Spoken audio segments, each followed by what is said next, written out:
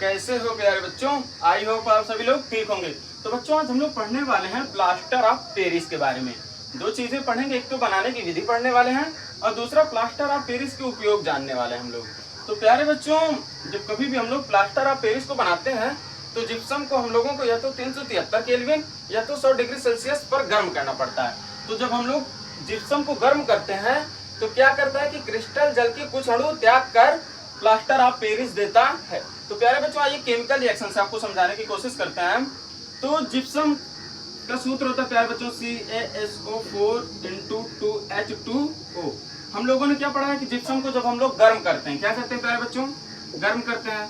चलिए गर्म कर देते हैं, या तो 100 डिग्री सेल्सियस या 373 केल्विन। ठीक है प्यारे बच्चों, या तो आप 100 डिग्री सेल्सियस पर गर्म कर सकते हैं या तो 373 केल्विन पर। जब हम लोग जिप्सम को गर्म करते हैं तो क्या करता है? क्रिस्टल जल के कुछ अणु को त्याग देता है। तो आइए क्रिस्टल जल के कुछ अणु को हम लोग पहले ही त्याग देते हैं। ये हमने त्याग दिया। ठीक है प्यारे बच्चों, त्याग कर क्या बनाता है? प्लास्टर ऑफ पेरिस बनाता है परिभाषा के अनुसार।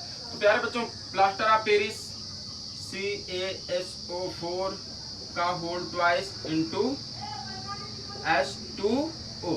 ठीक है प्यारे बच्चों, अब ध्यान से समझिएगा कि यहाँ पर तो दो अणु मतलब लगेंगे संतुलित करने के लिए। ये आप लोगों को संतुलित समीकरण अगर जानना है तो आपको पिछली क्लासेस में जाकर पढ़ लीजिएगा। ये संतुलित करने के लिए हमने अणुओं को एक्स्ट्रा जोड़ा हुआ है। तो प्यारे बच्चों देखिए, आप ध्यान से समझिएगा। जिप्सम को हमने गर्म किया 100 डिग्री सेल्सियस या तो 373 केल्विन पर। फिर हमने परिभाषा में क्या बताया था कि कुछ जल के जो अणु होते हैं, क्रिस्टल जल के जो कुछ अणु होते हैं, वो त्याग कर क्या बनाता है? प्लास्टर ऑफ पेरिस देता है। तो प्लास्टर ऑफ पेरिस का प्यारे बच्चों ये सूत्र होता है CaSO4 का होल ट्वाइस इंटू H2O, या तो होता है CaSO4 इंटू हाफ H2O, दोनों लिख सकते हैं। अब प्यारे बच्चों हम लोग पढ़ने वाले हैं प्लास्टर ऑफ पेरिस के उपयोग।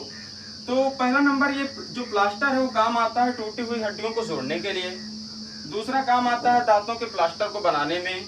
तीसरा काम आता है प्यारे बच्चों प्लास्टर ऑफ पेरिस का कि जो खिलौने होते हैं, मूर्तियां जो हम लोग उपयोग करते हैं वो चीजें। और चौथा प्यारे बच्चों चाक बनाने में, जिससे हम लोग बोर्ड पे जो पढ़ाई किया करते हैं वही चाक। ठीक है प्यारे बच्चों, तो आई होप आप लोगों को कम्प्लीटली प्लास्टर ऑफ पेरिस के बारे में समझ में आया होगा।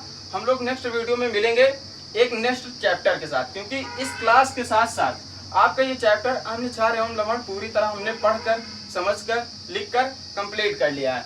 तो प्यारे बच्चों नेक्स्ट वीडियो में एक नेक्स्ट क्लास के साथ मिलेंगे। तब तक के लिए बाय बाय।